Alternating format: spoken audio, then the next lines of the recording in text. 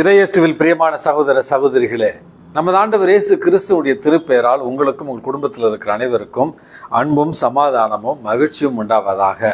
அன்புமிக்கவர்களே, பிப்ரவரி மாதம் 18ஆம் தேதி தாயாம் திரு அவை எருசலேம் நகரத்தினுடைய புனித சிமியோன் அவர்களுடைய நினைவு நாளைத்தான் கொண்டாடுகிறது. இவர் நமது ஆண்டவர் இயேசு கிறிஸ்துவனுடைய வளர்ப்பு தந்தையான சூசேப்பருடைய அண்ணன் மகன் என்று அறியப்படுகிறார்.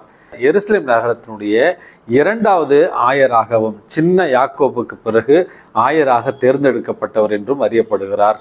இவர் வாழ்ந்த அந்த ஒரு காலகட்டத்தில் தான் எருசலேம் ஆலயமானது ரோமை பேரரசால் அழிக்கப்படவிருந்த அந்த நேரத்தில் இவருடைய தலைமையின் கீழ் இருந்த கிறிஸ்தவர்களை யோர்தான் நதிக்கு அக்கறைக்கு அழைத்து சென்று பாதுகாப்பாக வைத்திருந்து பிறகு மறுபடியும் எருசலேம் அழைத்து வந்தார்.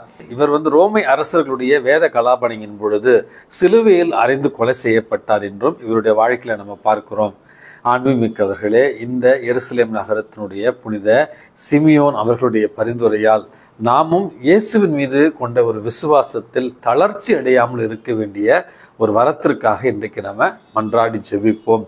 மறுபடியுமாக உடல்நலக் குறையினால் மருத்துவமனையில் அனுமதிக்கப்பட்டிருக்கிற நம்முடைய பாசமிகு திருத்தந்தை பிரான்சிஸ் அவர்களுக்காக ஜெபிக்க உங்களை தொடர்ந்து அழைக்கிறேன். அன்புமிக்கவர்களே, இன்றைக்கு நமக்கு கொடுக்கப்பட்டிருக்கிற நற்செய்தி வாசகத்துல நமது ஆண்டவர் இயேசு கிறிஸ்துவும் அவருடைய சீடர்களும் படகுல பயணம் செய்து கொண்டிருக்கிறார்கள் கலிலேய கடலில்.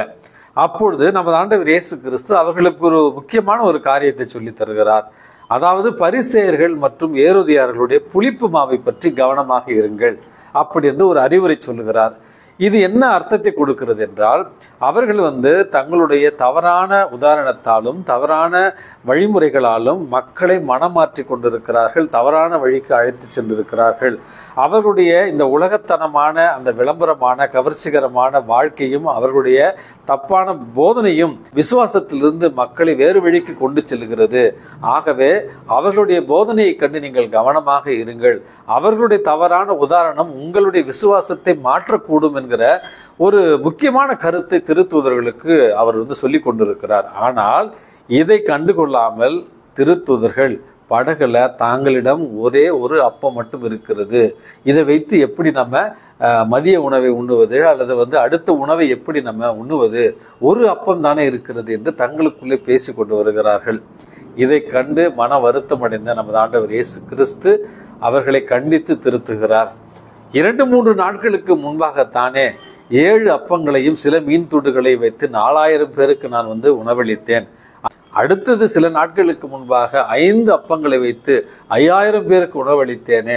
12 கூடைகள் நிறைய நீங்கள் அப்பத்தை மீதம் சேகரித்தீர்களே. இதையெல்லாம் பார்த்தும் உங்கள் கண்கள் நம்பவில்லையா? என்னுடைய போதனைகளை கேட்டும் காதில்லாதவர்கள் போல மந்தமானவர்களாக நம்பிக்கையற்றவர்களாக இருக்கிறீர்களே. என்னை கண்டும் உங்களுக்கு நம்பிக்கை இல்லையா? அப்படிங்கிற மன வருத்தத்தோடு கூடிய ஒரு செய்தியைத்தான் இன்றைக்கு நமது ஆண்டவர் இயேசு கிறிஸ்து திருத்தூதர்களுக்கு தெளிவாக எடுத்து தருகிறார். அன்புமிக்கவர்களே, ஒரு ஆலயத்துல ஒரு குருவானவர் ரொம்ப மறைவுரை உருக்கமாக ஆற்றி கொண்டிருந்தாராம்.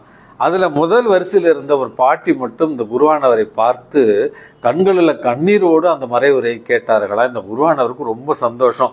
நம்ம வச்ச இந்த மறைவுரையை கேட்டு இந்த பாட்டி இவ்வளவு மனம் உருகி மன வருத்தத்தில் இப்படி அழுவுதே, நம்ம உண்மையாகவே இன்னைக்கு உன்னதமான ஒரு மறைவுரையை கொடுத்துருக்குறோம் போல அப்படி நினைச்சுக்கிட்டு பூசை முடிச்ச உடனே அந்த பாட்டி கிட்ட போய், அம்மா, நான் மறைவுரை ஆற்றக்குள்ள உங்க கண்ணுல ஆறா ஓடியது கண்ணீர், என்னுடைய இந்த மறைவுரை உங்க உள்ளத்தை தொட்டுது என்று நினைக்கின்றேன், அவ்வளவு உருக்கமாவா இருந்தது நான் வச்ச மறைவுரை அப்படி என்று கேட்ட நேரத்துல அந்த பாட்டி சொல்லிச்சான், அப்படிலாம் ஒண்ணும் இல்லை சாமி, நீ மறைவுரை ஆற்றும் பொழுது இந்த ஆட்டு தாடி மாதிரி உன் தாடி இருந்துச்சு இல்லையா, அது நீ தலையை அசைச்சு பேசக்குள்ள என்னிடமிருந்து தொலைந்து போன என்னுடைய ஆட்டையும் அதனுடைய ஆட்டு தாடியும் ஞாபகப்படுத்தியது, தொலைந்து போன என் ஆட்டை நினைச்சுதான் அவ்வளவு நேரம் நான் அழுதுகிட்டு இருந்தேன் அப்படின்னு அந்த பாட்டி சொல்லிச்சான்.